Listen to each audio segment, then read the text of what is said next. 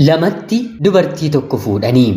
Jaalaluma teeti lakkana na gubdu. Jaalaluma teeti lakkana na gubdu. Silaa murtii beekee waasilleen daararu. Waasilleen daararu. Yooyyaa ashama akkam jirtu kabajamtootaaf hordoftoota qophii keenya. Nagaaf jaalalli tokkummaan bakka jirtan hundaatti hunda keessaniif yaa ta'u jechaa guyyaa har'aallee seenaawwan nama barsiisan nama bashannansiisan keessaa tokko isiniif qabadheen dhiyaadheeraatii hanga xumura qophii kanaatti laayikii fi sheer akkanumallee sabiskiraayib gochuun na waliin tura. Laayik gochuun keessan viidiyoon kun namoota hedduu bira akka dhaqqabuu fi anis humna godhee guyyaa guyyaatiin akkan dalaguuf baay'ee waan na deeggaruuf yeroo dhaggeeffachuu yookiin immoo ilaaluu jalqabdan laayik godhaa jechaa kallachumaan gara seenaa guyyaa irraatti kan isin dabarsu ani gammachiista shoomeedha. Jaalaluma teeti lakkana na gubdu. Jaalaluma teeti lakkana na gubdu. Silaa murtii beekee waasilleen daararu. Waasilleen daararu. Lamatti dubartii tokko fuudhanii. Dubartiin yookiin immoo dhiirri gaafa fuudhu yookiin immoo gaafa heerumtu Oromoon laga hin ce'inii yoo ceete laga laman darbiinii jedhee gorsaa. Kana jechuun tarii sanyii akkan babal'isneef gufuu ta'aa namoonni jedhanii jiru. Haa ta'uutii garuu ni beektu mitiree hanga Oromoo akka Oromoo sanyii isaa lafarra kan babal'ifate hin jiru. Gaafa fuudhan yookiin immoo heeruman laga ce'uu dhiisuun gaafa waliin jiraatan laga waliin akka ce'aniitiif dahoo utubaa deeggarsa qoricha waliif ta'a. Kanammoo uummata Oromoo akka galaanaa baay'aturraa hubachuun beekuun ni danda'ama. Namoonni hedduu fageenya kiiloomeetira baay'eetiin illee yoo fuudhan yookiin immoo heeruman hagas badaattiin dhagahamu. Haa ta'uutii garuu kun gaa'ela keessatti dhiibbaa guddaa tarii uumuu ni danda'a. Adii fi gurraachi amantaa garaa garaatiin iyyuu wal fuudhamee waliin ni jiraatama miti jechuu kan danda'u hin dhibu. Haa ta'uutii garuu bukaawuu gaa'ilaa bara kanaatiif dhukkubni inni guddaan laga lama ce'anii wal fuudhuudha.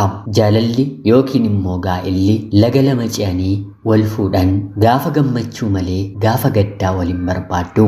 Sababiin isaa immoo innis waa'ee ishee isheenis waa'ee isaa waan dhokfatan icciitii ni qabaatu. Haa ta'uutii garuu kan wal fuudhan laga tokko kan walitti dhufan yoo ta'e icciitiin maatii kan isaanii hanga kanaatti walirraa fageenyaan kan wal dhoksan hin jiru. Yoo isaan tarii wal dhoksan namoonni isaan beekan waa'ee isaanii takkaatti ragaa bahu. Dubartiin gaafa heerumuuf jettu isa kana moo isa kanatu naaf wayyaa jettee akkuma filattu dhiirris gaafa fuudhuuf ka'u ishee kana moo ishee sanatu naaf wayya jedhee filatee fuudha. Akkanuma akka filannootti kan dhiyeessinu biyyaafuu namoo namuma lapheen keenyatti nahe gaa'ela waliin dhaabbannaa jennee yaada keessas ni galchina. Haa ta'uutii garuu murteen akkanaa kan nuuf galu erga jaalala ho'aa jalqabnee gammachuu jaalalaa dhandhamachuu eegallee otoo hin taane gaa'ela dhaabbannee ilmaan horannee qabeenyas erga godhanneeti. Beekumsa umrii waggaa 80 argachuuf dirqama waggaa 80 jiraachuun qabdu nama waggaa 80 jiraateetti siqxee yookiin immoo kitaaba inni barreesse dubbistee hubannoo umrii sanarratti argamu umrii jirturra teessee baruu dandeessaa jedhama mitiiree. Haadha manaaf abbaa manaa gaa'ela dhaabbatanii waliin jiraatanii tokkotu ture. Abbaan manaan nama baay'ee cimaa dandeettii hojii isaatiinis baay'ee ajaa'ibsiifatamu ol fiigee gadi fiigee hojii isaa kan hojjetu boqonnaa nama hin qabnedha. Haati manaa immoo barattee barnoota ishee xumurtus haa ta'uutii garuu maddi galii abbaa manaan galchu lamaan isaaniif miti maatii gara biraa hedduuyyuu jiraachisuu waan danda'uuf manuma oolti. Haa ta'uutii garuu otoo hin heerumiin dura haati manaan kun abbaa manaa isheetiin obboleessa tokko akka qabduu fi gaafa heerumtu ishee waliin akka jiraatu ogummaa nyaata bilcheessuullee baratee waan jiruuf nama gara biraa qacarachuurraa na hin miidhu waan ta'eef obboleessi koo na waliin haa hojjetu jettee itti himtee amansiisteetti.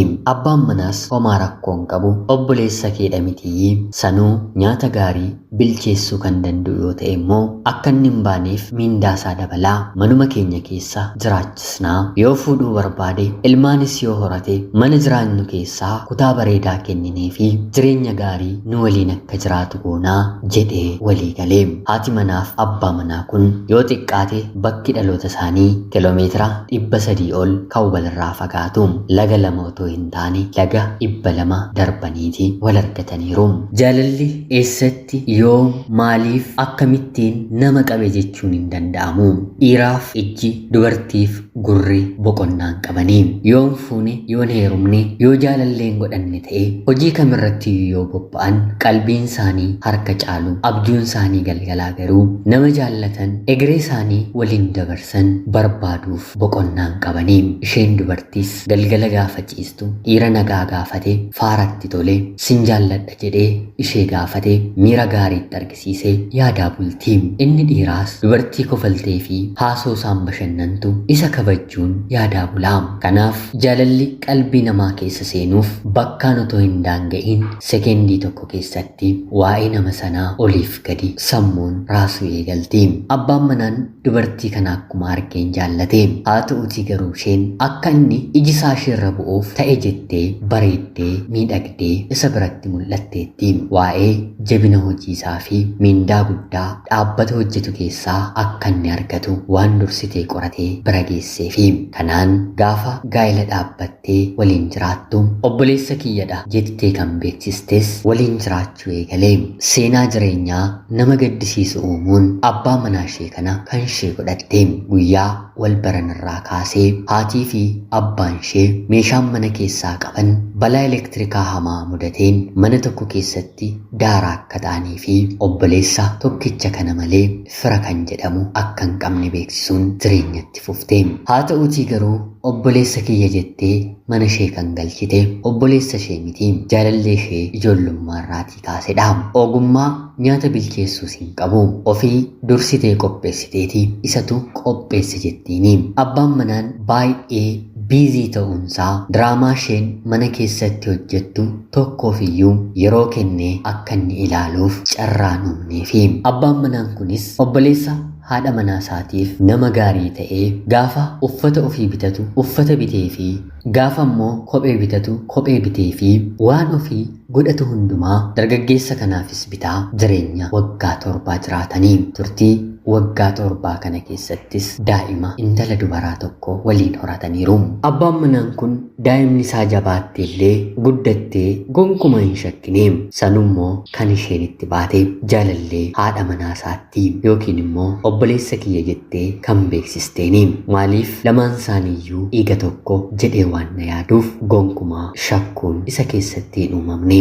Bifa guutuun daa'imni dhalatte obboleessa haadha manaa kan jedhamu kana fakkaatti. Turtii waggaa 7 kana gidduuttis hojiidhaan baay'ee dadhabee dhufu abbaa manaa dahoo godhatanii galgala fiilmii ilaalla jechuun halkan waliin dabarsu. Guyyaan silaa abbaa manaan mana oolu waan ta'eef kanuma isaaniiti.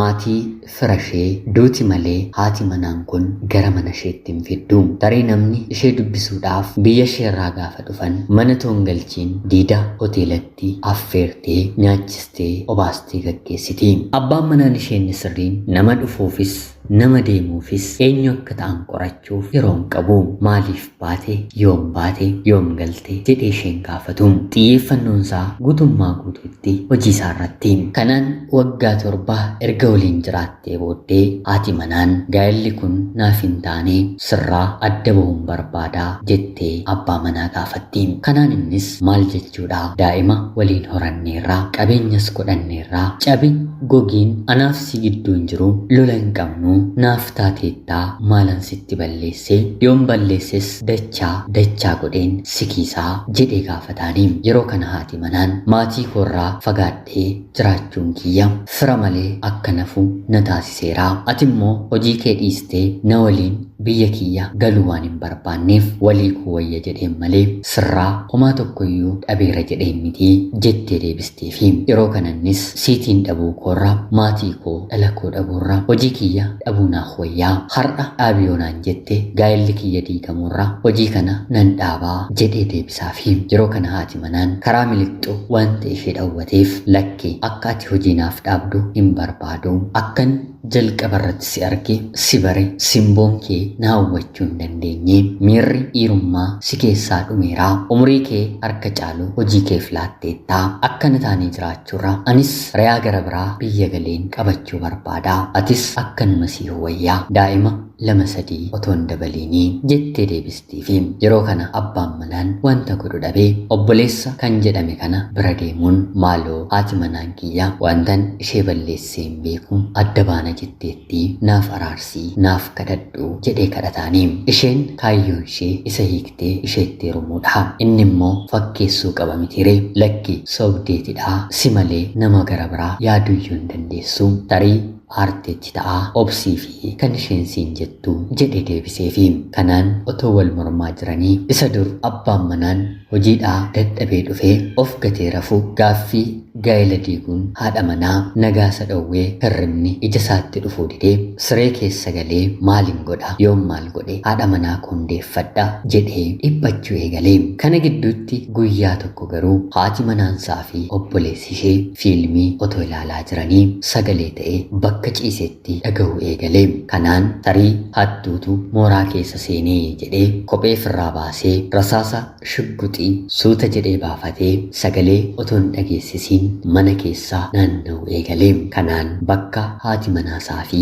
obboleessa namni jedhame kuni jiran yeroo deemu inni rafeera jedhanii akkuma dur wal barsiifatan qullaa qulqulluu isaanii soofaarraa waliin ciisaa jiru argee amanuu dadhabee halkan ka'ee waan nan beekneef waan abjuu keessa jiru itti fakkaate haa ta'uutii garuu yeroo of ilaalu sirriima ta'een kun raawwachaa jira gaafa obboleessa kan jedhame kuni haadha manaasaarraa ka'u wanta argeen rasaasa qabateen obboleessa haadha manaa battalumaan qaama saalaa isaarratti dhukaase haati manaa maaloo naaf dhiisi jettee jilba isaatti kuftee ta'us garuu gochaa kanaan eenyuyyuu nama bira waan hin dabarreef baay'ee ishee tume dhumarratti haadha manaasaas obboleessa jedhamaa kanas harkaaf miilla isaanii hidhee bakka dhiigni dhangala'aa jirus akka hin dhangalaaneef hidhee diraamaa isaan waggaa 7 mana isaa keessatti raawwachaa turan dabareedhaan akka dubbatan taasise yeroo dubbatanis viidiyoodhaan isaan waraabee dhumarratti haadha manaasaas jaalallee haadha manaasaas rasaasa qabateen ajjeesee ragaa hundumaa poolisiif dhiyeessuun harkasaas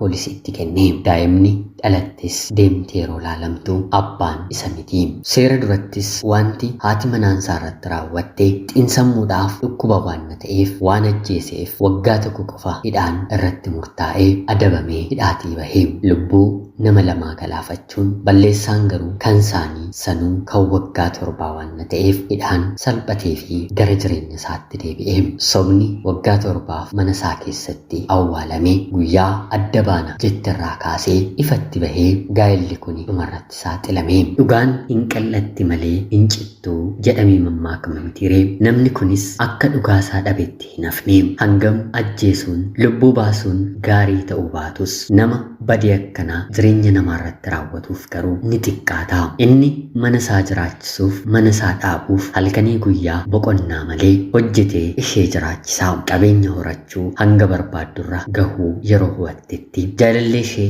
mana galfatte waliin gaa'ela lammataa dhaabbachuuf gaafa yaalii eegaltu wantoonni jireenya ishee keessatti jalqaban hundumtuu dhaabbatanii kana hunda nama biyyasaa nama qeesaa otoo fuudheera ta'ee rakkoon akka kanaa qorumsi hamma kanaa gonkumaa isa mudatu ture jireenya gaa'elaa keessatti waggaa 7 dhabuu jechuun waan salphaa miti nama kanatti diraamaa hojjedheen gaa'ela isaa adda qoodeen bor nan jiraadha jettee karoorsitus inni immoo waan argeen hanga lubbuu isheetii tarkaanfii fudhate eenyuyyuu gaa'ela ijaareerratti qoosaan beekuun dhiiras ta'e dhalaa jechuudha kan qoosu kan gaa'ela isaan barbaanne gaa'ela isaa waliin deemsa dheeraa imaluu kan hin feene gaarii kan yaade gaarii kan hojjete egereensaas gaarii ta'a hamaa yaade hamaa kan hojjete immoo oolee bulee gachiisaa argataan dhaamsa yeroo hundaa qophii keenyaati.